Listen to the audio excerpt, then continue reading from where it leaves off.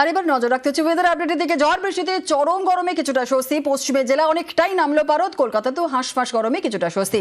এই সপ্তাহটা কেমন ওয়েদার থাকবে কি বলছে আবহাওয়া অফিস? বিশ্বজিৎ শাহ আমাদের প্রতিনিধি রয়েছে, আর বিস্তারিত জানাবে বিশ্বজিৎ। গতকাল মেঘলা আকাশ এবং ঝড় বৃষ্টিতে দিনের তাপমাত্রা 6 ডিগ্রি সেলসিয়াস নেমেছে কলকাতায় এবং রাতের তাপমাত্রা প্রায় 5 ডিগ্রি সেলসিয়াস নিচে নেমে গেছে। আর এই তাপমাত্রা নামাতে কিছুটা স্বস্তির আবহাওয়া, কিছুটা মনোরম আবহাওয়া হয়েছে।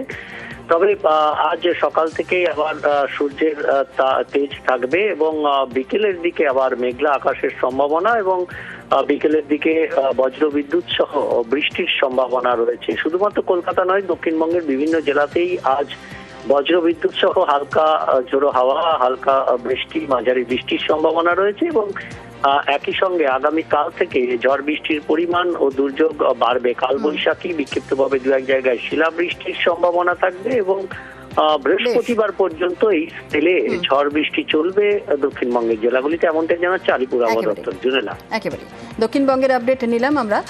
অনেক ধন্যবাদ বিশ্বজিৎ।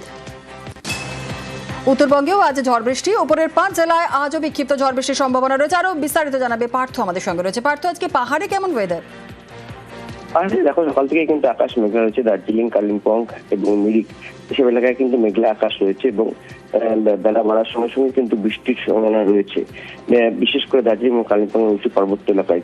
এবং সমতলের কিন্তু বেশ কিছু জেলায় 2 দিনাজপুরে সেখানেও কিন্তু আকাশ সকাল থেকে মেঘলা রয়েছে। বালুরঘাটে ইতিমধ্যে কিন্তু বৃষ্টি শুরু হয়েছে, বালুরঘাট জুড়ে, এবং রায়গঞ্জ এবং ইসলামপুরে সেখানেও কিন্তু আকাশ মেঘলা রয়েছে।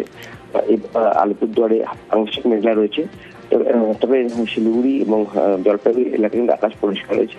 সব মিলে উত্তরবঙ্গে আজও ঝড় বৃষ্টির পূর্বাভাস থাকছে গত কয়েকদিনের মতো, বিশেষ করে পাহাড়ের 2 দার্জিলিং এবং কালিম্পং 2 জেলার পাশাপাশি সমতলে 2 দিনাজপুর এবং আলিপুরদুয়ারের একাংশে কিন্তু ঝড় বৃষ্টির পূর্বাভাস থাকছে। ধন্যবাদ।